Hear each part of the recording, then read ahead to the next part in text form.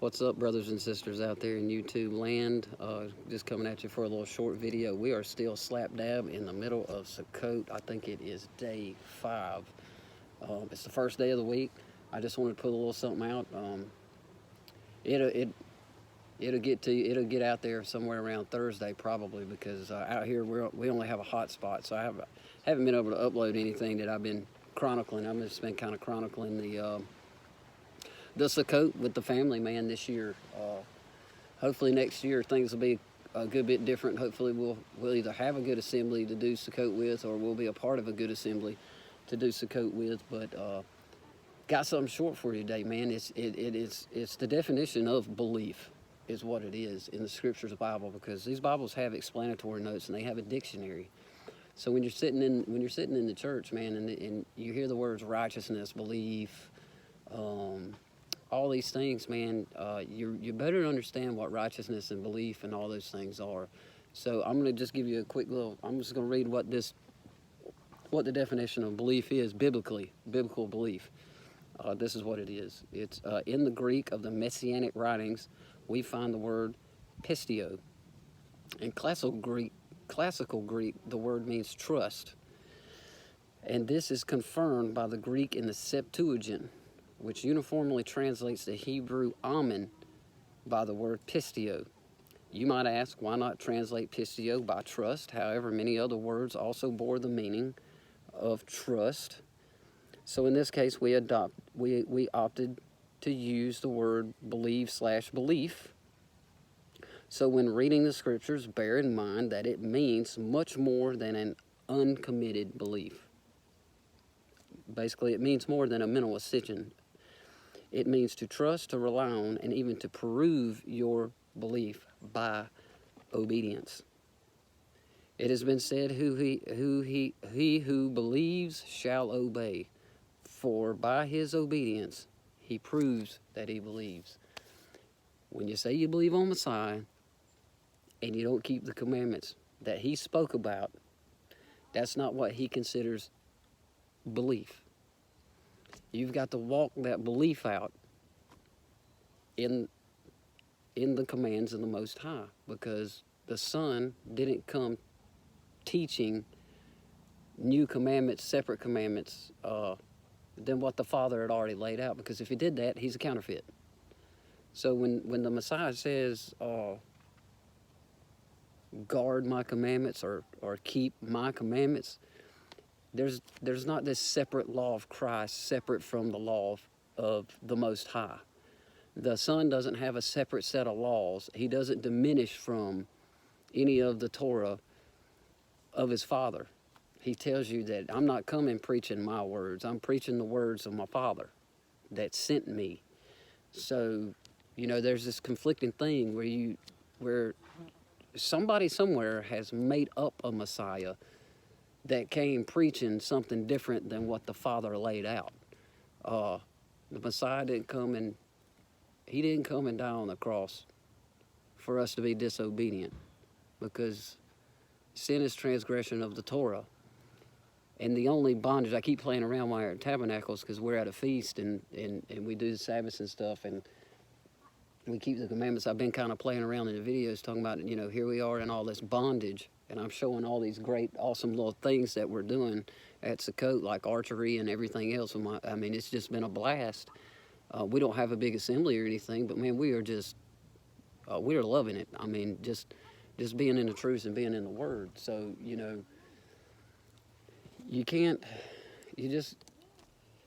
it just doesn't work like we've been taught in the church, which is why me and my family left the church, because when I started reading my Bible, you start finding out what the Torah is the foundation. If you don't get the Torah, you don't have a good foundation to build off of. You're not gonna understand much of the Bible.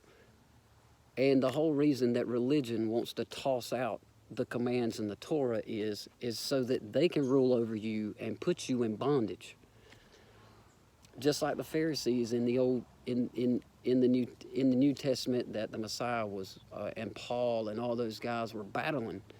There was no issue with the Torah, the plain and simple Torah of the Most High. There was no issue on on that. But what the religious ruling class was wanting to do was toss out the law of Elohim, the Most High's commandments, and put on people their commandments and doctrines of men.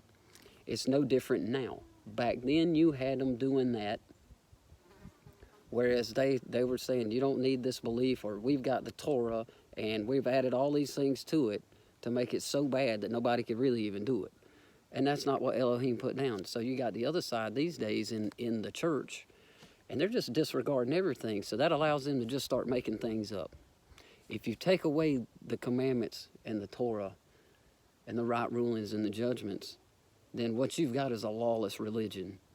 And in a lawless religion, someone has to come in and produce something for the people to go by, which is nothing but bondage, because the Most High's law is a law of liberty. Your church's lawlessness is a law of bondage, because the only bondage is bondage to sin. And if sin is transgression of the Torah, 1 John 3:4, sin is transgression of the Torah, your church has got you in bondage, because they're teaching, they break the Torah, and they're teaching you to break the Torah. Matthew 5:17 through 19. Go read it. Just wake up and come to the truth, come to the light. Our Messiah didn't come to free you from the law, because only in the Torah and the Messiah is there freedom. It's freedom from the bondage of sin, because that's what he nailed to the cross, was the law, the Torah of sin and death, and also the doctrines and dogmas of men. But anyway, like I said, just wanted to do something a little short. Everything's kind of quiet around here today. Everybody's left. It's just us around here, and we're tired. I'm not gonna lie, we're tired today. Everybody's kind of napping and laying around today, because that 7-mile hike that we wasn't quite prepared for. Me and my wife's legs are so sore, and the kids are actually wore out too. So we're gonna chill the rest of the day. Maybe this evening we're gonna get down to some praise and worship here, just out here by ourselves on the lake and in the woods, man. And it's gonna be great. Look, Gracie's out the tent. She's just staring at me going, "What are you doing, Dad?" She's something else. But hey, just wanted to give a little encouragement. I hope it's encouraging anyway, a little bit of lifting up and a little bit of edifying. Just remember, man, I'm nobody's teacher. I'm a student. I'm a student of the Bible, and I'm nobody's preacher. I'm not. I'm just a guy. I'm just a cat out here that just started reading the Bible and just started believing and just wanted to repent and just wanted to do this thing right. Because at the end of this life, the only thing that I really want is to be at the marriage supper of the Lamb. I want to be as close in the kingdom to the Messiah as I can possibly. I don't want to be outside the gate. I don't want to be one of those guys. I don't want to be a cat that made it to the kingdom and then didn't get to go to the wedding supper of the Lamb. Don't want to be that guy. You know?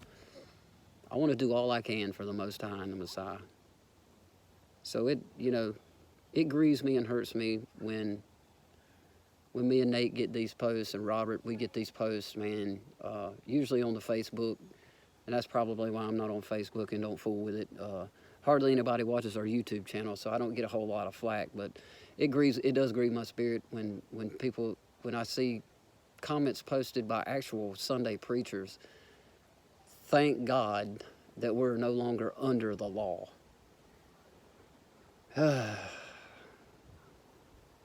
If you're under the law, that means you're under the penalty of law. That's what under the law means. If you're under the law, that means you broke the law. So when you're trying to keep the law and you're doing well, you're not under the Torah. You're well within what you're supposed to be. It's just like anything else. When you get a speeding ticket out here in America, you're under the law until you pay that speeding ticket. The cool thing about the Torah is we got a Messiah that came and died and paid our death penalty that was in the Torah. So all our tickets have been paid. Does that mean we just keep on running stop signs or stoplights? No. And that analogy is not mine. It's actually another great guy that I love listening to. But that's such a good analogy. But think about what belief is. Think about that definition I just gave, because it's a powerful thing when you start understanding what the Messiah is talking about and what, you have to you better test whatever it is you're in to this Bible. And if it don't pass the test, well, you got a choice to make. You can either continue on in that lie, or you can come to the truth and get out of that lie. And when I presented it that way, and when I tested my religion against this Bible, it was found wanting big time. A lot of problems there. But hey, God bless everybody. Have a great day. I think I'm going to shoot out some more definitions. May do one every day for a little while, just a little short something.